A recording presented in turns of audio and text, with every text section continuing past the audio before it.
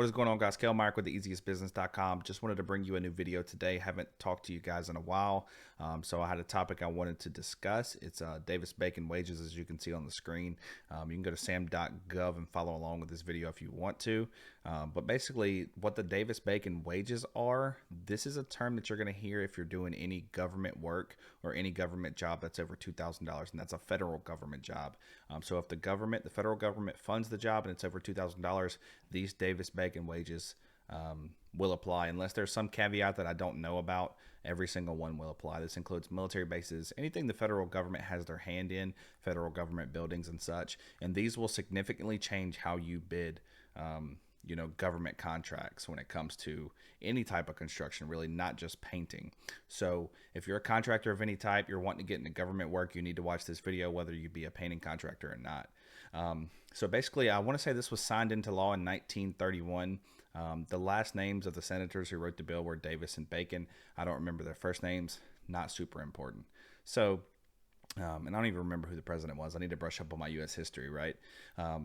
But these will significantly change how you bid commercial jobs for the government, or government jobs, whatever you want to call them, through your labor. So basically, if you pay a helper $15 an hour, I'm just making up these numbers. If you pay a helper $15 an hour, you go on a Davis-Bacon job, a federal government job, they're going to tell you that you have to at least pay every guy or every woman X number of dollars per hour. And it's all determined on by these wage determinations, right, that you can look up. So they'll have the specific contract number up here. This is a California contract, just for example, which is the first one I pulled up. It'll have this code to it. They'll give you this code when you bid the job, so you can take a look at what the wage determination is. So we'll go down here, and it has every single tradesman, asbestos worker, all in alphabetical order, telling you what the rate needs to be and what you need to add that on top of that for fringe benefits. So a fringe benefit is just a benefit that's above and beyond the current pay, right? So if your rate's $25 an hour and your fringe benefits are $5 an hour, you need to add these two numbers up to get your total hourly rate. So if you're an asbestos worker or an insulator in the state of California on this job, you're going to be making a lot of money. Now I know, cost of living and stuff is very high in California, so I'm not here to debate that, but Control F will get you a search bar. Type in paint. Painters, including lead abatement, repaint work, exclude San Diego County, so this doesn't apply for San Diego County. All other paint work, repainting of any structures. So if it's repaint work, you have to pay them basically $30 an hour and $17.12 in fringe benefits. So you're going to be at what, 46 and some change? $46 and some change. So if you're typically paying this guy $30 an hour or $35 an hour, you're going to have to edit your labor number to reflect the fact that you're paying this guy $46 an hour now. Plus, you need to put in your profit and stuff like that. So you can go back and watch my previous videos on how to do square footage pricing, where I use just basic examples. And then you can add the Davis-Bacon wages in, add your profit in, add your material cost in. That should be the same. It shouldn't change because you're on a government job. And then you get your new square footage price. So if you're paying a guy $30 an hour and that's with profit, now you got to pay him $46 without profit. Then you got to put profit in. Your number's going to go way up.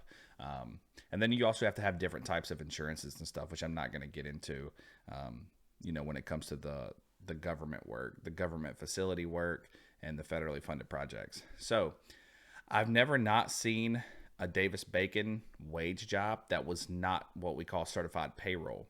So if they're going to pay you or guarantee this pay for workers, they want to do what's called certified payroll with the federal government. That means they vet every employee on their job. So I'm not saying that you do this, but if you do use people who don't have current citizenships with the United States, they can't work on these jobs, because basically certified payroll makes you submit your payroll statements every week so they know exactly who's on. They have to show IDs. They do checks on these people. And the certified payroll basically guarantees the government, you're showing the government that, hey, I'm paying these guys what you're requiring. So they go to the company, they say, hey, show me your payroll statement for this week. Every week that you pay your guys, you have to show that payroll statement to show that you're complying with these bills, or with the Davis-Bacon bill, and with these certain wage determinations that they that they have for these jobs, these contracts. So they require it for these contracts, so they make sure you do it, and they check every contractor like that. So it was always a thing. We did have some illegal labor in some previous jobs that I worked at. Not calling any names, but they weren't always citizens, right?